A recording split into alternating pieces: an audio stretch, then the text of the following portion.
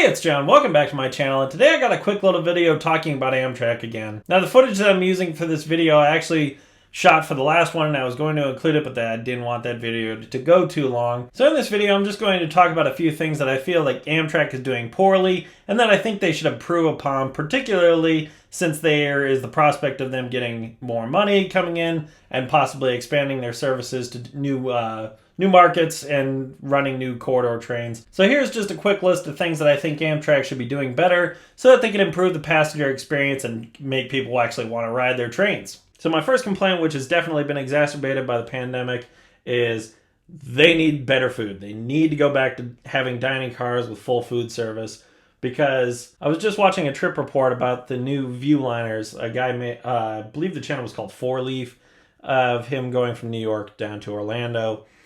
And the food was awful. I mean, it was just microwave TV dinners that didn't look appetizing at all. And for buying a compartment that costs almost $1,000, there's absolutely no reason why Amtrak should have the garbage food that they currently have. They need to bring back the dining cars. They need to have better food options, because, you know, you can say that for the corridor trains, in which most of this increased service is going to be, it doesn't really matter. But like I said, why would anybody take the California Zephyr, take a 48-hour train ride almost, when they get such terrible food service? I don't understand it. It's horrible.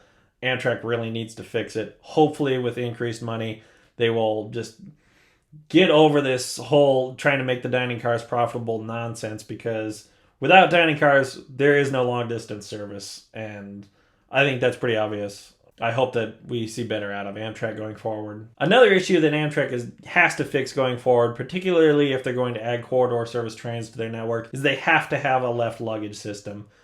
Left luggage is commonplace all around the world, and particularly foreign travelers, but American travelers as well, should expect to be able to have a left luggage system that's secure, that isn't too expensive, that isn't ridiculous, like you can't leave it for more than a few hours at a time.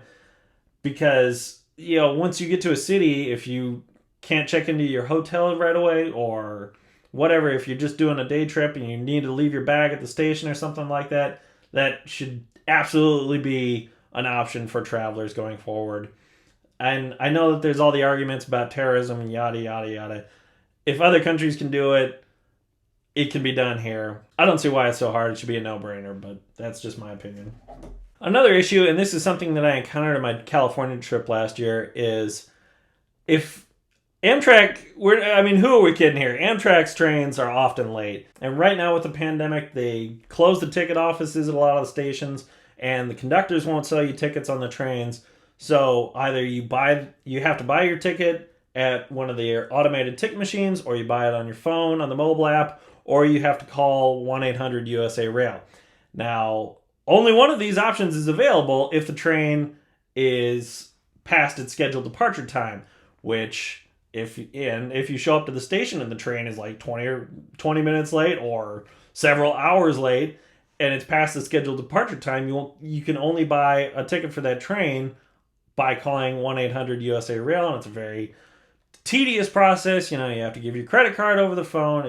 It's ridiculous. I don't see why you can't buy tickets on the mobile app for a train that's past its scheduled departure time, because it happens all the time, and it's a much bigger issue on the Northeast Corridor with higher frequency trains.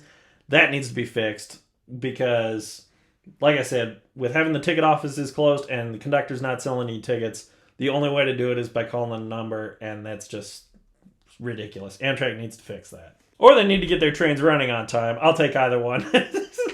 But whichever one is easier to do, they should definitely do it first. All right, now my last point that I'm going to make is about rolling stock. If Amtrak gets the $80 billion and is able to fund all these new corridor trains, they're going to have to buy a lot of new rolling stock.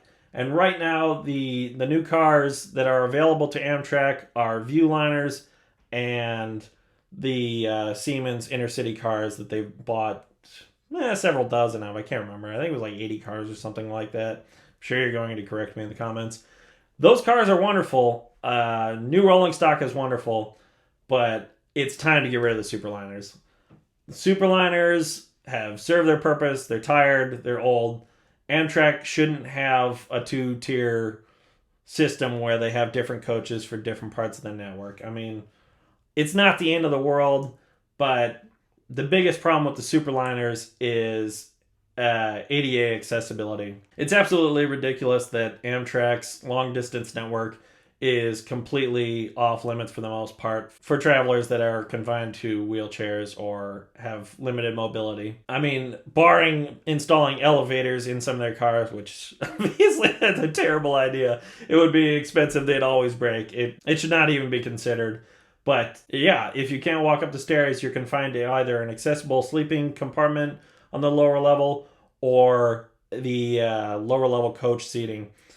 And so that means that you can't visit the dining room, you can't visit the lounge.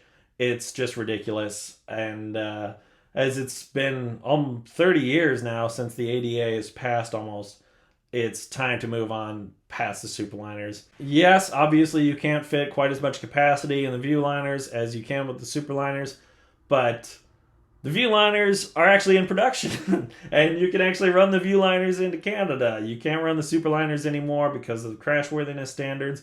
It's debatable whether or not a new Superliner could even be built, considering the fiasco with the Nippon Cherio cars several years back. So yes, the California cars are going to continue to be in service in California. They're owned by the state. I'm talking about the Superliner cars for the long distance trains. They serve their purpose, but I think it's really time to move beyond them. So thanks a lot for watching my video. This was just kind of a quick little extra video that I threw together. If you want to see more content like this, go ahead and subscribe, hit the like button, do all that YouTube stuff. And let me know in the comments what are some things you think Amtrak needs to change to improve their service. We'll just go ahead and have a good old Amtrak slugfest in the comments. And I want to give a big thank you to all my wonderful Patreons who are helping to support this channel. If you want to join Patreon, the link will be in the description below. But that's it for today. I will see you all soon.